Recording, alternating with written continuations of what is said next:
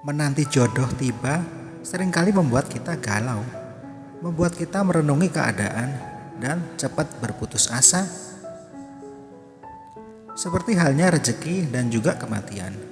Jodoh merupakan takdir Tuhan yang tidak pernah dapat ditebak kedatangannya, namun telah diatur olehnya. Seringkali kita melihat orang melakukan segala hal untuk menjemput jodohnya, namun berakhir dengan kegagalan.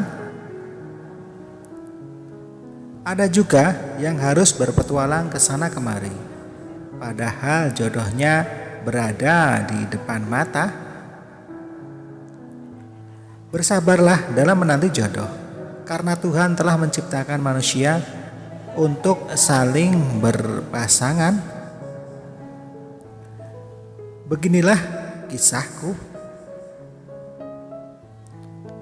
Perkenalkan, namaku Wahyu, usia 25 tahun. Aku masih bujang dan bekerja di proyek. Aku tinggal di kampung dengan keasrian dan keramah tamahannya. Aku dua bersaudara. Kakakku Yono, umurnya 30 tahun, sudah menikah dan memiliki 2 orang anak yang cantik-cantik.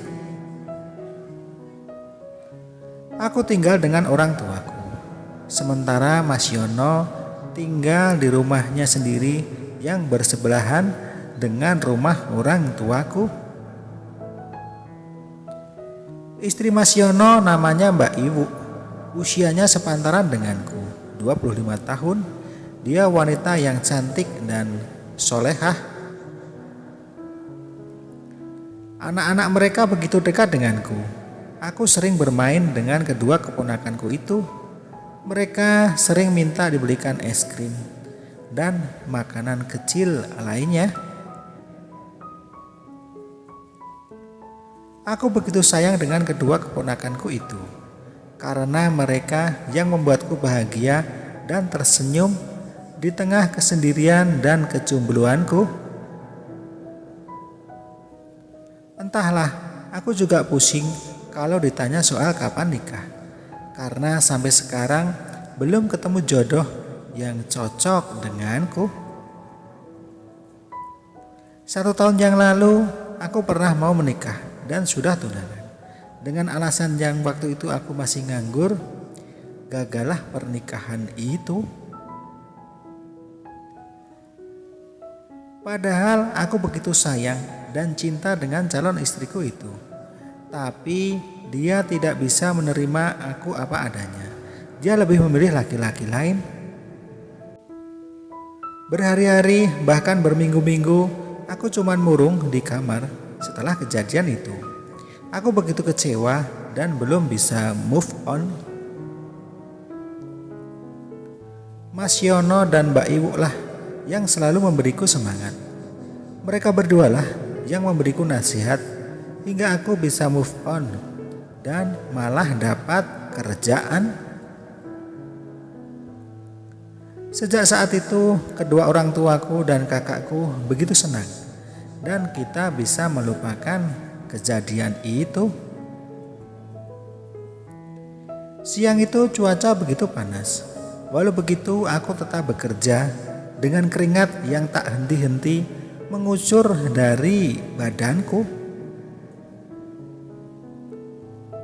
Di saat aku bekerja itulah, aku mendapat telepon dari nomor yang belum aku kenal. Aku mendapatkan kabar kalau Mas Yono mengalami kecelakaan. Bergegas, aku minta izin ke Pak Mandor dan aku langsung menuju TKP yang dikasih bapak yang telepon tadi. Sesampainya di TKP itu, aku tidak menemukan kakakku Mas Yono. Aku tanya orang-orang yang ada di situ. Katanya sudah dibawa ke rumah sakit. Dengan hati yang deg-degan, takut terjadi apa-apa, aku menuju rumah sakit itu. Tak lama aku pun sampai dan aku langsung menuju ke UGD.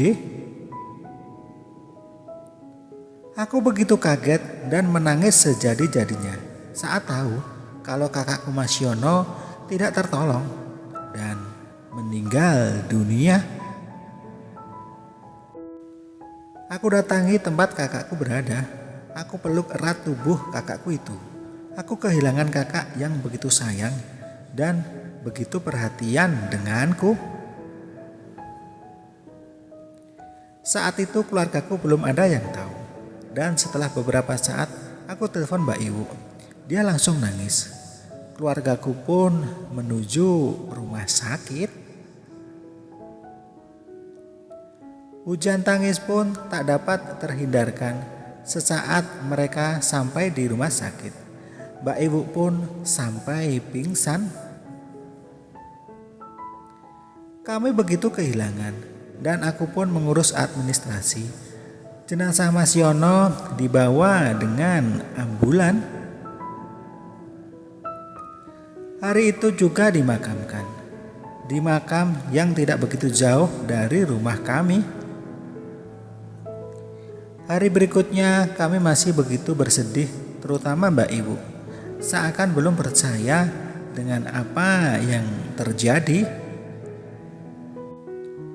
Namun hidup harus terus berjalan. Kami saling menguatkan. Lambat laun kami bisa tersenyum. Walau belum selebar yang dulu. Hari demi hari pun berlalu. Mbak Iwu tetap tinggal di rumahnya yang bersebelahan dengan rumah kami. Namun ada yang beda, yaitu soal ekonomi.